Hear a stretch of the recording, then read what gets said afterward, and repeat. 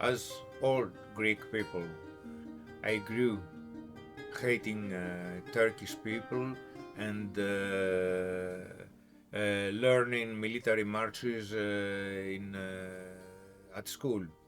But at the same time, my family, all my grandparents who were Greeks who came from Turkey in 1923. My parents grew to neighborhoods specially constructed from Greek refugees from Turkey. And when I was child, I was spending many time at one of my grandmother's neighborhood, where all the old people were speaking between them in Turkish. That was making me very angry because I could not understand what the elders were saying between them, and I was excluded because I could not. But at the same time, it was astonishing to me how they were more calm, more relaxed. I could not see a solution to that controversy. From one side, they were discussing about what they had suffered for Turkish army, for Turkish authorities. They were telling that stories all the times, how they were had been, how they had been pushed out of their villages, etc.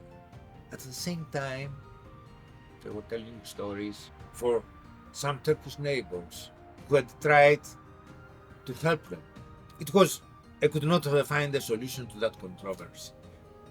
Nevertheless, I had never thought about consensus objection until in 1982, when I had gone in Salamanca in Spain for courses of Spanish language. A German student told me that in Germany exists a civilian service. I said, okay, that could be a good alternative. Why not discuss it in Greece? One year later, thanks to a very difficult investigation that Chryssoverghis made on December 1982 in an alternative festival in West Berlin, the small group that we were discussing about consensus objection and civilian service had an invitation to participate at a meeting of War Registers International in Alsace, France. 4 people put money together, and I went there because I was the only who was speaking a little bit French. When I came back, I decided to declare myself consensus objector. Nevertheless, past 6 years until the date I decided to make such a declaration, because I was not sure that I could stand 4 years in prison. That was the common penalty for religious consensus objectors in that period. I declared myself consensus objector in September 1989. I was never arrested, but for a period of 12 years, Greek authorities had prohibited to me to travel abroad, and I was one of the first persons who served the alternative civilian service.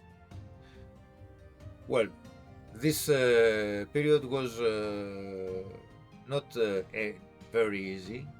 It was a period of daily conflicts with the direction of the foundation where I was sent to serve, because for them it was a foundation for people with very serious mental disabilities, situated at 26 kilometers from the Bulgarian frontier, Sidiropastro.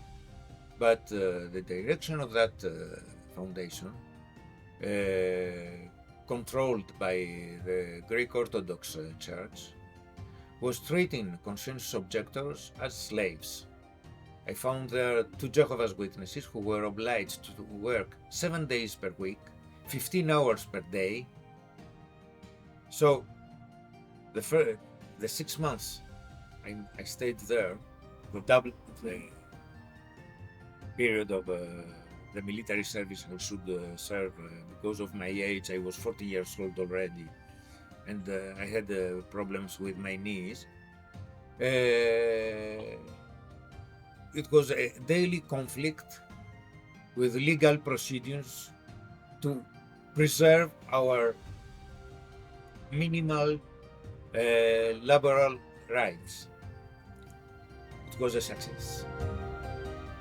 When I was admitted to serve a civilian service, I was asked to serve a 30 months service, 10 times longer than the military service I should have to serve.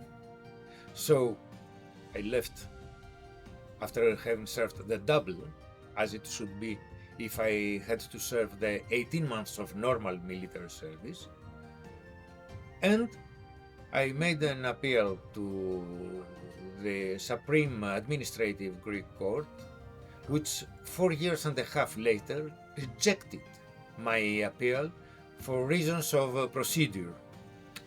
But they had waited to achieve the age of 45 years, so I could not be called up again.